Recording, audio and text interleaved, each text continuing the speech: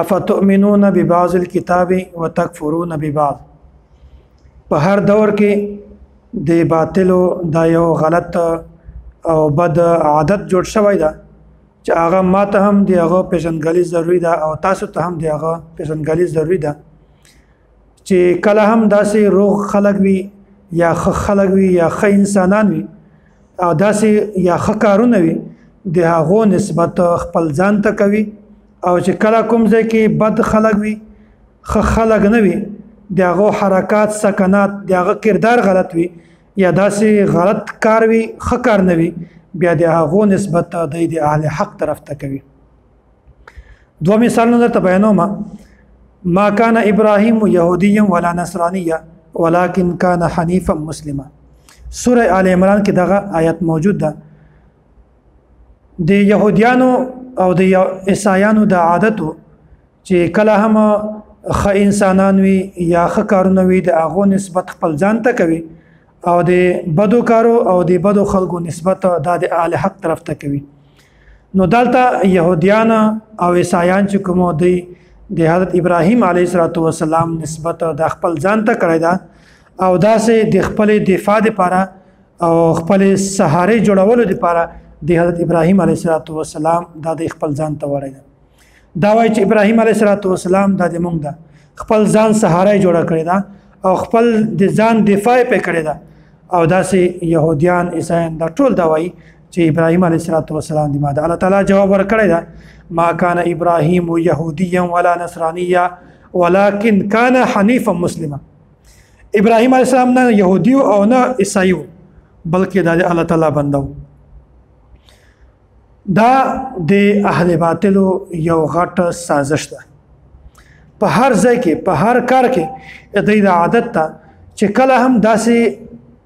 شخصیت وي کنه چې هغه د دې په مذهب باندې فوقیت راوړي یا د دې مذهب ورسره مضبوطیږي د دې په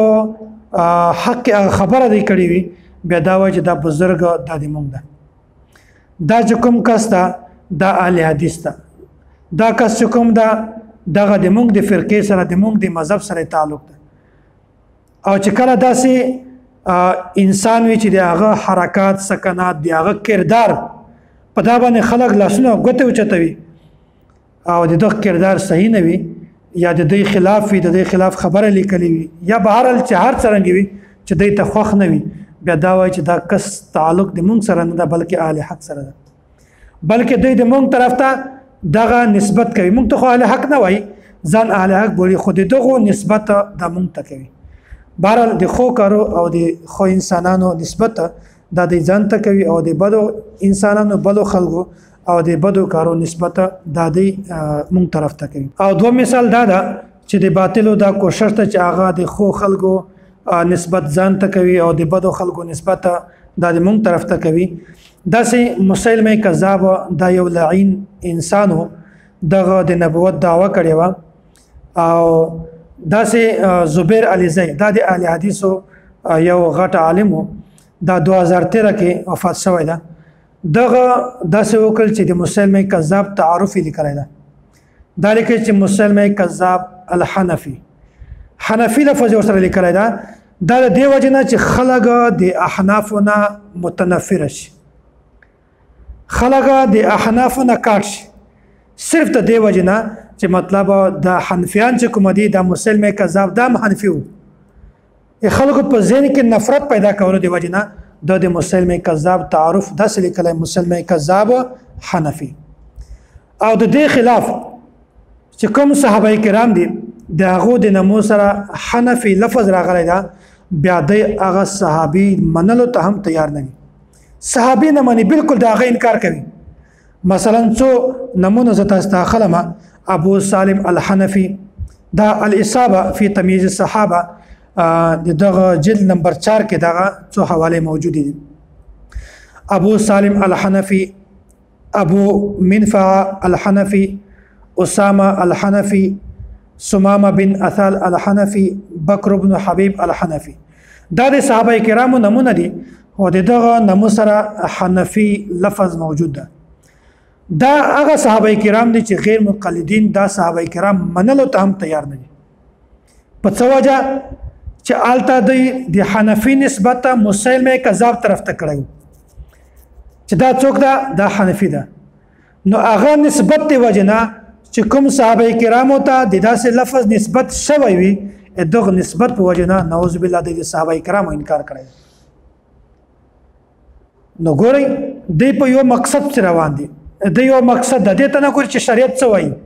شریعت مونږ ته کومه خبره ښایي بلکې د یو مقصد د هغه مقصد د مخکې روان کړی د هغه خبره ټیک وي او که خبره غلطه وي او د باطلو د یو بل فریب د بل یو مکر فراډ دا په ژوندګي کې نه ویا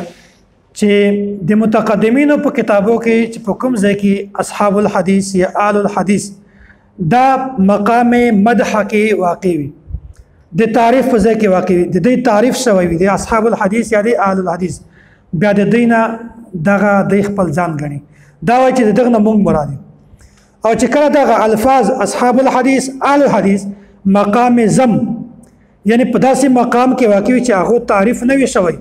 د هغه برایي بیان شوی وي د هغه غلطواله بیان شوی وي بیا دا وایي چې دغه نه مونږ مراد نه بلکې طالب الحدیث مراد دی او دې ته پته نشته چې طالب الحدیث نه څوک مراد ده بلکې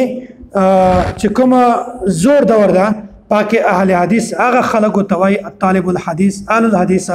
هغه خلک چې هغه کې 15 شرایط وي اول شرط دا ده چې هغه کستا په زورګونو احادیث یاد وي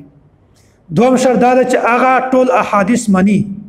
درم شرط دا ده چې هغه په احادیث باندې عمل کوي او څلورم دا ده چې هغه تقلید هم مني پنځم هغه چې هغه د بزرګانو احترام او ادب هم کوي نن سبا چې کوم غیر مقلدین دي دا ځان ته اصحاب الحدیث آل الحدیث وایي خدا په زرګونو احادیث هم نه دی ورته یادي احادیث منی هم نه احادیث باندې عمل هم نه کوي او داسې تقلید هم نه مني او د بزرګانو احترام او ادب هم نه کوي د ځان ته اصحاب الحدیث وایي د ځان ته اهل الحدیث وایي نو ګورئ الحدیث دا مطلب ده چې په هغه کې د 15 شرایط وي نو اهل الحدیث اصحاب الحدیث دا چې کله مقام مدح د تعریف په ځای کې واقع وي بیا دی وایي چې دغه نه مونږ مراد د غیر مقلدینو یو عالم ده د غنم د عبدالرحمن منیر غیر مقلد دغه یو کتاب لیکلی ده حقانیت مسلک اهل حدیث په دغه کتابه کې دا لیکلی دی چې دا مونږ ته د اهل حدیث لقب دا د کوم ځای نه ملاو شو مونږ ته څنګه ملاو شو بیا دا خبره چې لیکلی ده په دغه حدیث د حدیث په دغه ځای کې د مستدل جوړ کړی ده حدیث تاسو ته بیانوم او دا وایي چې ګوره په دغه حدیث کې د اهل حدیث لفظ راغلی ده دغه نه مونږ مراد نعوذ بالله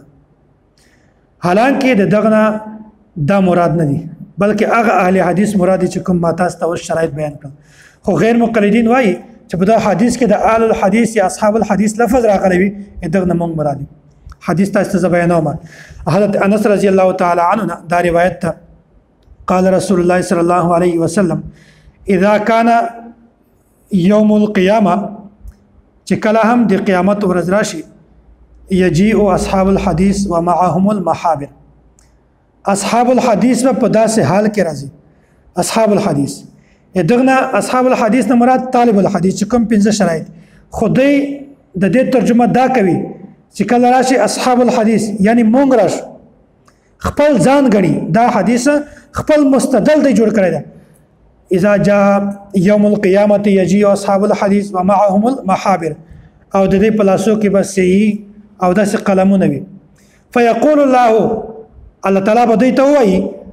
انتم اصحاب الحديث انطلقوا الى الجنه تاسې اصحاب الحديث جنت ته ورځئ دا حدیث نه مراد اصحاب الحديث دي طالب الحديث دي چې هغه ته حدیثونه یاد وي هغه حدیث معنی حدیث باندې عمل کوي او تقلید کوي او د بزرګانو ادب احترام کوي خو غیر مقلدین وایي چې د اصحاب الحديث د اهل حدیث نه مراد مونږ د حدیث ترجمه الټه کوي د حدیث مفهوم مطلب راخلی غلط او ځان ته وایي چې مونږ اصحاب الحديث یو مونږ اهل حدیث یو د حدیث والیو حالانکه د حدیث خلاف دي د حدیث منکر دي کچیرته د اهل حدیث په صحیح طریقه سره وایي د حدیث ترجمه مطلب دا ودی غلط کله هم ناخست نو ګوري کله چې اصحاب الحديث یا اهل الحديث مقام مدح کې واقع وي بیا دغه خپل ځان غني او چې کله مقام زم کې دغه لفظ واقع بیا دغه نه مونږ غني دا وایي چې د احناف مرادي نور مرادي مقام زم چې کوم داسې لفظ اصحاب الحديث چې هغه د مزمت په ځای کې واقع دي نو دی وایي چې دغه مونږ مراد نه دغه احناف مرادي حالانکه که حقیقت ته وګورئ په د حدیث کې چې کوم اصحاب الحديث لفظ راغلی دا دغه مراد طالب الحديث چې هغه کې 15 شرایط خو چې کوم زوس مخته کلمات مخته تاسو ته د بزرګانو جمله بیانوم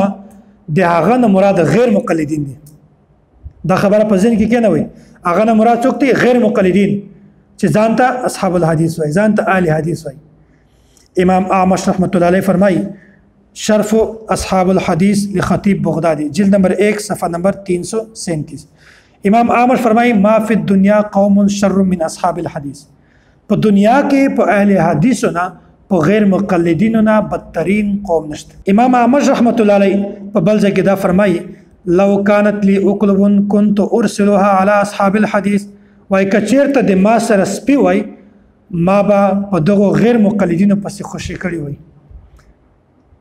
ګوري دا مقام زم کې د لفظ واقع ده او د دې نه اهل حدیث مراد دي غیر مقلدین مراد دي او دی وای چې دغه موږ مراد نه نو ګوره سپی په هغه خلکو پسې څوک خوشی کوي چې هغه غل وي هغه شرارتي وي شرارت کوي په داسې خلکو پسې خلک سپی خوشی کوي نو امام احمد رحمت الله علیه فرمایي لو كانت لي اقلب كنت ارسلها على اصحاب الحديث او داسې ابو بکر بن عیاش رحمت الله علیه دا فرمایي اصحاب الحديث هم شر الخلق هم المجان وای دا غیر مقلدین چې کوم دي دغه بیوقوف او بدترین مخلوق دی پاگل دي هم شر الخلق دا بدترین مخلوق ته مجان پاگل خلق ده نو دغه هم غیر مقلدین مرادی اهل حدیث نه مرادی طالب الحديث دغه نه مراد په دې خبره باندې صحیح ځان پوي کوي او داسې ابو بکر بن عیاش رحمت الله علیه دا خبره ټوټل بیان کړی دا تاریخ بغداد کې دا یو بل قول هم موجود ده سرق اصحاب الحديث نعل ابي زید غیر مقلدینو د ابو زید چپل پټ کړي فكان اذا جاء اصحاب الشعر والعربيه والاخبار چې کله به هم د ابو زید خواته شعرا راتل قصه گو معزز خلق براتل رما بثيابه ولم يتفقدها د خپل کپڑے اس پر خودل خپل جیب سامان به اس پر خودل چپلا کې به چپل شوز دا به اس پر خودل دې طرف ته به توجه هم نه کوله ځکه چې په دې خبره باندې پوهېده چې دا شعرا دي دغه مهذب خلق دا غلا کله هم نه کوي او بیا واذا جاء اصحاب الحديث او چې کله غیر مقلدین دو خاطرات لل جمعها كلها وجعلها بين يدي او داس به کول چې هر شی به سره جمع کړل هر شی به جمع کړل وجعلها بين يديه او خپل مختبه هر شی کې خودل چې داس نه چې دا غیر مقلدین د معنی د سامان پټ نه کی نو دا د دې حال ده دی غلا او وای چې دغه مراد مونږ نه یو بلکې طالب الحديث استغفر الله د طالب الحديث اصحاب الحديث چې په اصل کې هغه طالب الحديث دی یو طرف ته د غلط خبرو نسبت کوي نو دوی دې ته نه ګوري چې دا صحابي ده یا تابعي ده یا څنګه کستا بس دې ته ګوري چې دا خبره ده د مونږه د مذهب او د موقف یا د مونږ په حمایت کې دا او کنه کچیرته وی بیا دا وایي چې دا خبره د مونږ په حق استعمال شوی ده او کچیرته نه وی بیا دې نه مراد صحابیم کېدلی شي او طالب الحديث هم کېدلی شي بزرګان هم کېدلی شي فقها مجتهدین هم کېدلی شي بیا دې ته نه ګوري چې دا کس څوک د بس خپل ځان بچ کوي نو ابو زید ته پته ده چې طالب الحديث اصحاب الحديث دا په دوه قسمه ده یو اصحاب الحديث هغه چې هغه د مال غله هم نه دي او داسې د کپړو غله هم نه دي نه کپړې پټوي او نه مال پټوي دا ته وایي طالب الحديث او یو اصحاب الحديث هغه دي چې هغه د احادیث منکر دي نو هغه طالب الحديث چې هغه ته احادیث یا د 15 شرایط پکې موجود وي هغه کله هم د کپړو او د مال غله نشي کېدلی او کوم چې هغه اصحاب الحديث دي چې هغه منکر حدیث دي هغه د کپړو هم غله کېدلی شي او د مال هم غله کېدلی شي خلاصه دا ده چې کوم کسان طالب الحديث دي هغه ته احادیث یاد وي کله نه کپڑے پټولای شي او نه کله مال پټولای شي او هغه اصحاب الحديث هغه غیر مقلدین چې هغه منکر احادیث دي هغه د کپړو هم غلدي کپڑے هم پټوي او داسې د مال هم غلدي مال هم پټوي